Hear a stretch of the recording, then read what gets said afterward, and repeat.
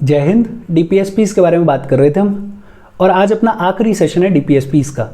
इससे पिछले वाले सेशन को हमने कंक्लूड किया था फंडामेंटल राइट्स और डीपीएसपीज़ के कॉन्फ्लिक्ट के बारे में बात करके, और अपना फाइनल कंक्लूजन ये था कि मिनर्वा मिल्स केस में, मिनर्वा मिल्स केस ऑफ 1980 में सुप्रीम कोर्ट ने ये कहा कि fundamental rights enjoy supremacy over DPSPs, कि फंडामेंटल राइट सुपीरियर हैं।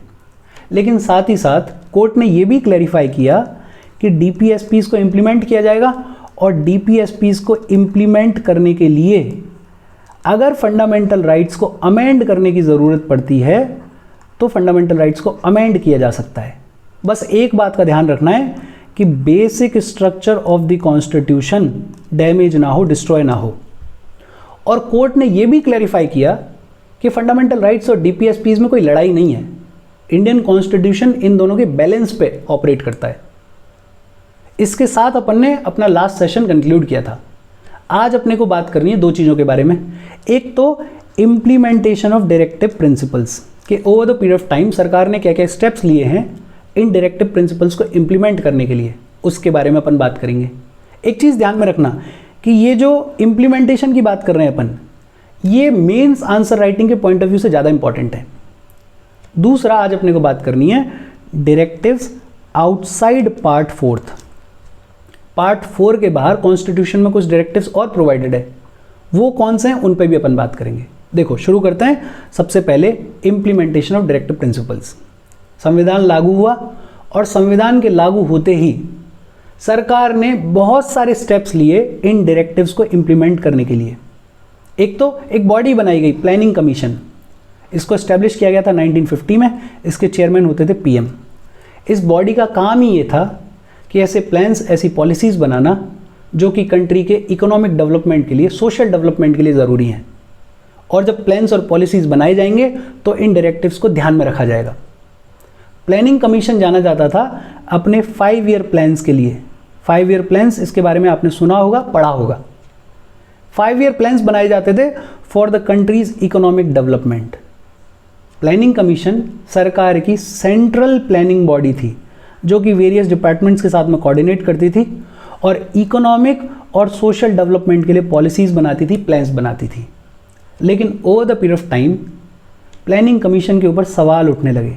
एक सबसे बड़ा क्रिटिसिज्म तो इसका ये था कि बड़ी सेंट्रलाइज्ड प्लानिंग है। पेरी फेरी पे जो गांव खेड़े हैं उनको ध्यान में रख के प्लानिंग नहीं की जाती है। दूसरा, कुछ लोग ये आर्ग्यू करते थे कि ये बॉडी स्टैग्नेंट हो गई है, जितनी उम्मीद थी उतना काम नहीं कर पाई है। तीसरा, करप्शन का भी इश्यू। तो फाइनली 2015 में प्लानिंग कमीशन को रिप्लेस किया गया और एक नई बॉडी बनाई गई, NITI Aayog, national institution for transforming India. और नीति आयोग सरकार का एडवाइजरी थिंक टैंक है। नीति आयोग 5 ईयर प्लान्स तो नहीं बनाता है, एजेंडाज या डॉक्यूमेंट्स इश्यू करता है, जैसे 3 ईयर एजेंडा या स्ट्रेटजी फॉर इंडिया एट 75। ऐसे डॉक्यूमेंट्स इश्यू किए जाते हैं जिनमें बात की जाती है कि किस तरह से कंट्री को डेवलप करना है सोशली, इकोनॉमिकली। नीति आयोग में बॉटम अप अप्रोच को फॉलो किया जाता है कि नीचे से ऊपर तक बात जाएगी, सेंट्रलाइज्ड प्लानिंग नहीं है।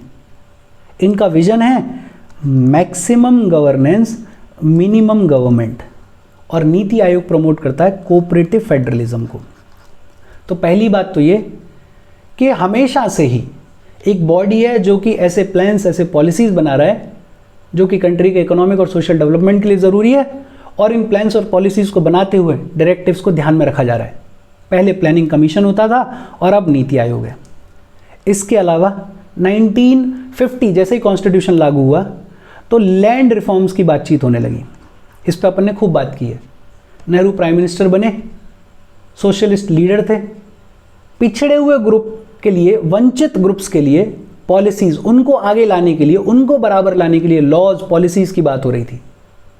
और इसी के चलते बात हुई लैंड रिफॉर्म्स की। इन लैंड रिफॉर्म्स का बैकग्राउंड लाई करता है ब्रिटिश इंडिया में। ब्रिटिश इंडिया के टाइम पे बड़े बड़े जमींदार बने, ऐसे ऐसे जमींदार जिनके पास 1000-1000, 2-2000 बीघा ज़मीन है।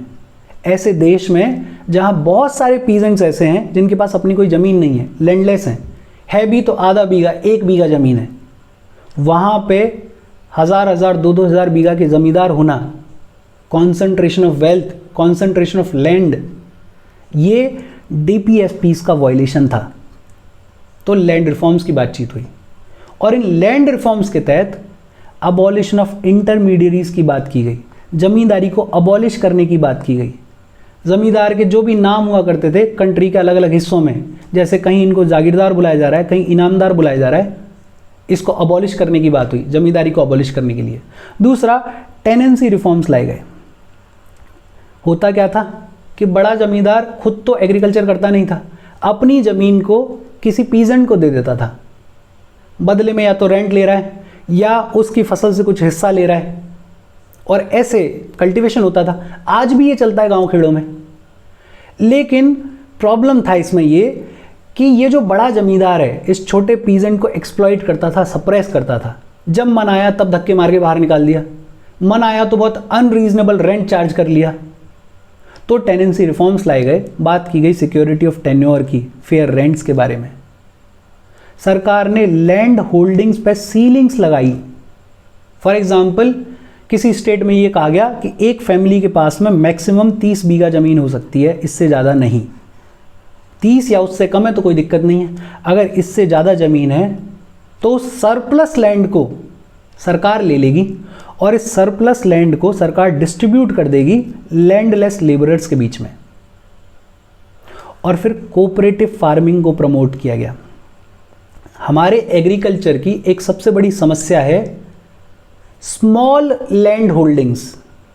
स्मॉल लैंड होल्डिंग्स की वजह से क्या होता है, लोगों के पास में आधा बीघा खेत है, 1 बीघा खेत है, और इसकी वजह से ये होता है कि मॉडर्नाइजेशन ऑफ एग्रीकल्चर नहीं हो पाता।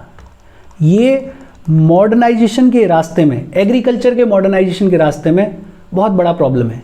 क्यों? क्योंकि जिस आदमी के पास में 1 बीघा खेत है वो इसके लिए कोई बढ़िया ट्यूबवेल नहीं लगवाएगा, वो इसके लिए कोई बढ़िया ट्रैक्टर नहीं लेगा, वो इसके लिए कोई बढ़िया सीड्स यूज़ नहीं करेगा। उसके लिए सारा सर्वाइवल का खेल है कि किसी भी तरीके से पेट भरने लायक फसल हो जाए। यहाँ मॉडर्नाइजेशन पॉसिबल नहीं है। तो कोऑपरेटिव फार्मिंग का कॉन्सेप्ट लाया गया कि छोटे छोटे 10, 15, 20 किसान मिलके एक साथ अपनी लैंड को कल्टीवेट कर रहे हैं। अब इनके पास लंबी चौड़ी ज़मीन हो गई 10-15 किसानों के पास में। अब ये लोग एक कोई कॉमन ट्रैक्टर खरीद लेंगे, कोई एक कॉमन ट्यूबवेल लगा लेंगे, ये बढ़िया पाइप डाल देंगे ड्रिप या स्प्रिंकलर इरिगेशन के, और फिर कल्टीवेशन करेंगे, और फिर जब प्रॉफिट आएगा तो उसको अकॉर्डिंगली डिवाइड कर लिया जाएगा। कोऑपरेटिव फार्मिंग बहुत अच्छा कॉन्सेप्ट है। इसमें एक समस्या आती है कि कभी कोई छोटा पीजेंट बड़े किसान के साथ में फंस जाए तो ये बड़ा किसान उसको एक्सप्लॉइट करता है, वहाँ दिक्कत आती है। अदरवाइज कोऑपरेटिव फार्मिंग बहुत अच्छा कॉन्सेप्ट है। लैंड रिफॉर्म्स लाए गए। इसके बाद लेबर के लिए, उनके इंटरेस्ट को प्रोटेक्ट करने के लिए लॉज लाए गए, जैसे मिनिमम वेजेस एक्ट ऑफ 1948। एक तो ये कहा गया कि कोई भी इंसान अगर काम कर रहा है तो उसको मिनिमम रेट्स तो मिलनी चाहिए। लिविंग वेजेस को सिक्योर करने की कोशिश की गई। अपन ने बात की हुई है, एक होता है लिविंग वेज, एक होता है मिनिमम वेज, और इन दोनों के बीच में कहीं लाई करता है फेयर वेज। याद है तो अच्छी बात है, कमेंट करके बताओ, और नहीं है तो रिवाइज करो। मिनिमम वेजेस एक्ट में ये भी कहा गया कि भैया फिक्स्ड डेली वर्किंग आवर्स होने चाहिए। पहले क्या होता था, लेबर को एक्सप्लॉइट किया जा रहा था, 16 घंटे 20-20 घंटे काम करवाया जा रहा है, तो वर्किंग आवर्स को फिक्स किया गया।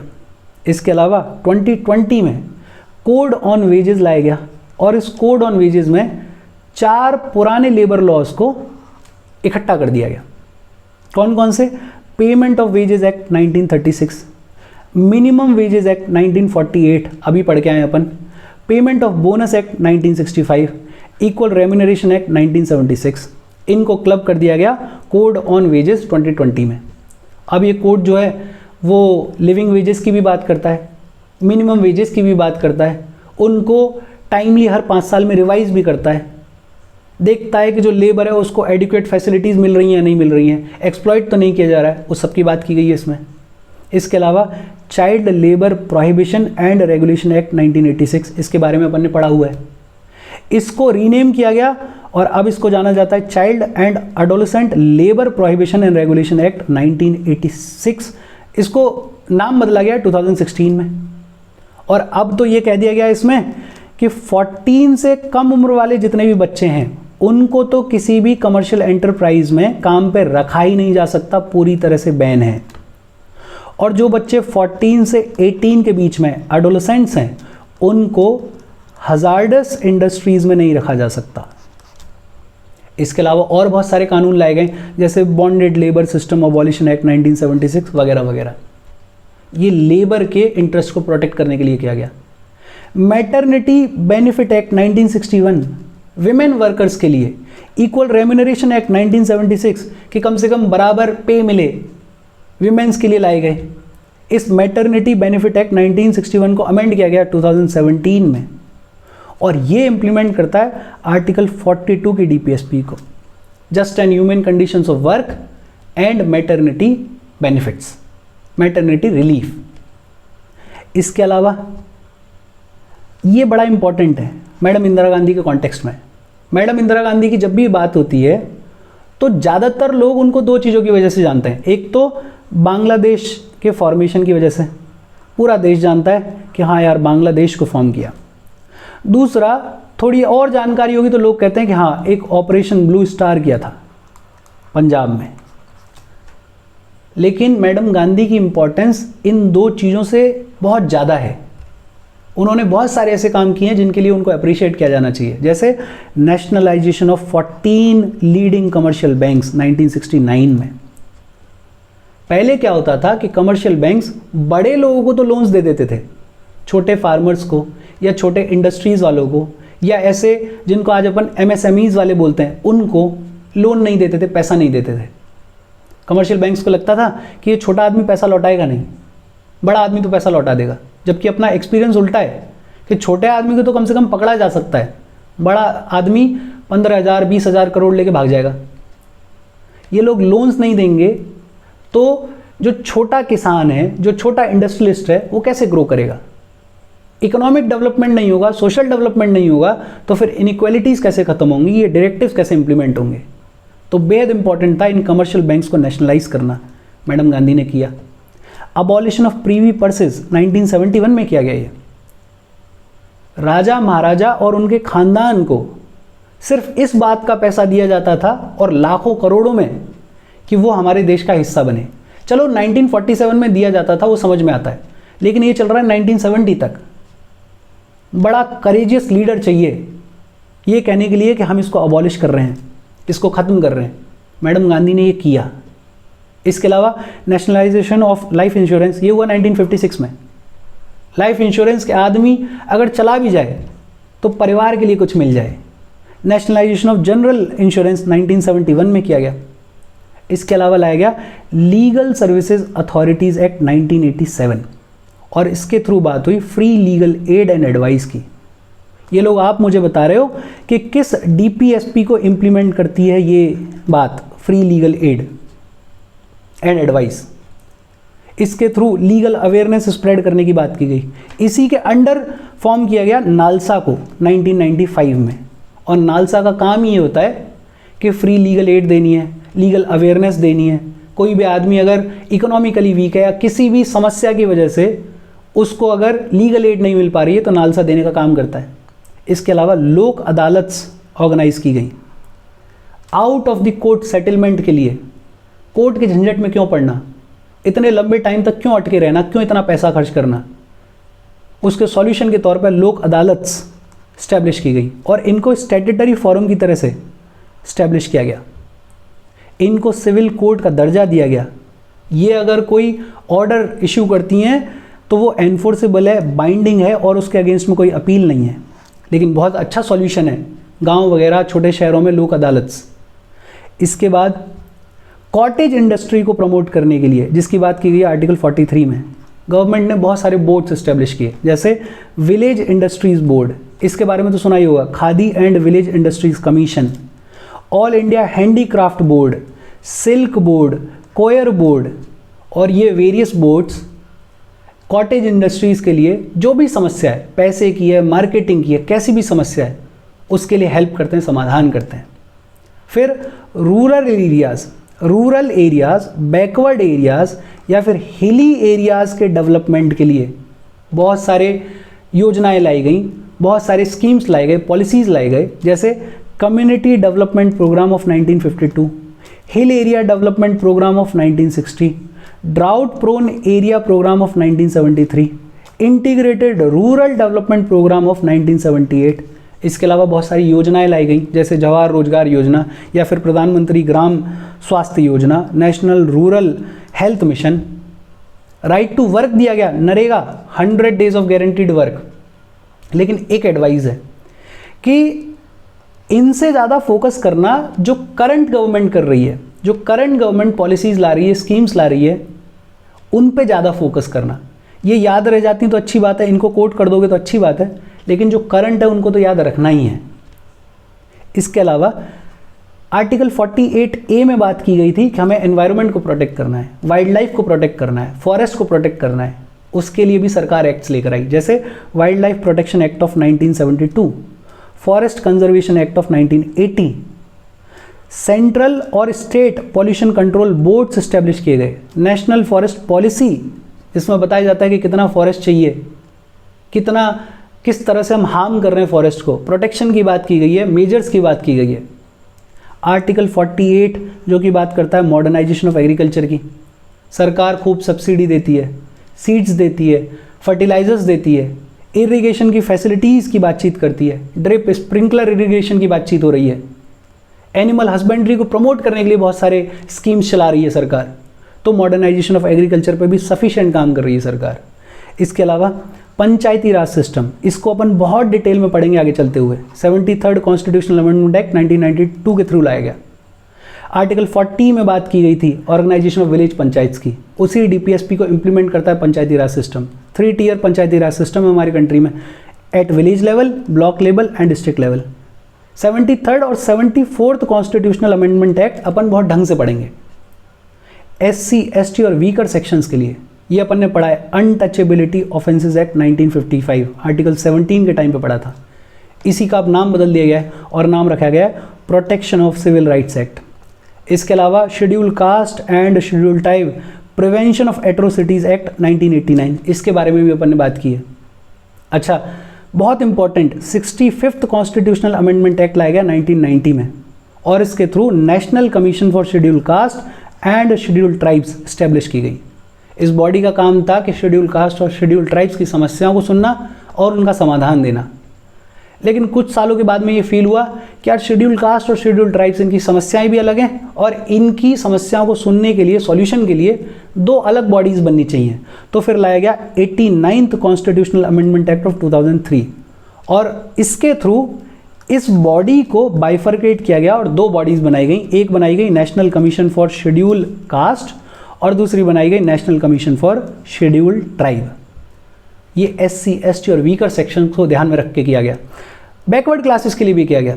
2018 में अमेंडमेंट लाया गया 102nd अमेंडमेंट, और इसके through national commission for backward classes को कॉन्स्टिट्यूशनल स्टेटस दे दिया गया। इससे पहले ये स्टैट्यूटरी बॉडी हुआ करती थी, इसको कॉन्स्टिट्यूशनल स्टेटस दिया गया 2018 में।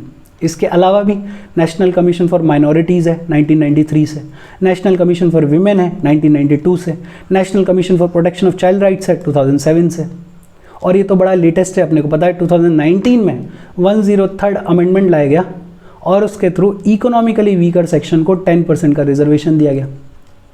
क्रिमिनल प्रोसीजर कोड 1973 के थ्रू जुडिशरी और एग्जीक्यूटिव को सेपरेट किया गया। इससे पहले क्या होता था, कलेक्टर या फिर तहसीलदार वो जुडिशियल फंक्शन भी परफॉर्म करता था और एग्जीक्यूटिव फंक्शन भी परफॉर्म करता था, और इसकी वजह से मिसयूज ऑफ पावर के चांसेस रहते थे। तो क्रिमिनल प्रोसीजर कोड के तहत जुडिशरी और एग्जीक्यूटिव को सेपरेट किया गया।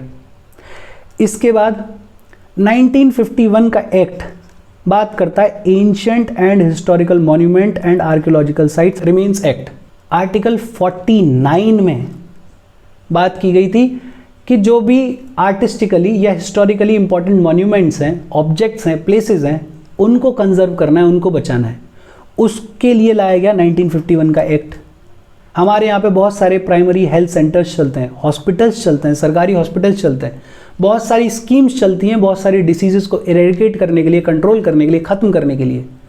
काउ स्लॉटर के लिए लॉज हैं, लिक्वर प्रोहिबिशन की बात होती है, कई स्टेट्स में प्रोहिबिटेड है जैसे गुजरात, बिहार।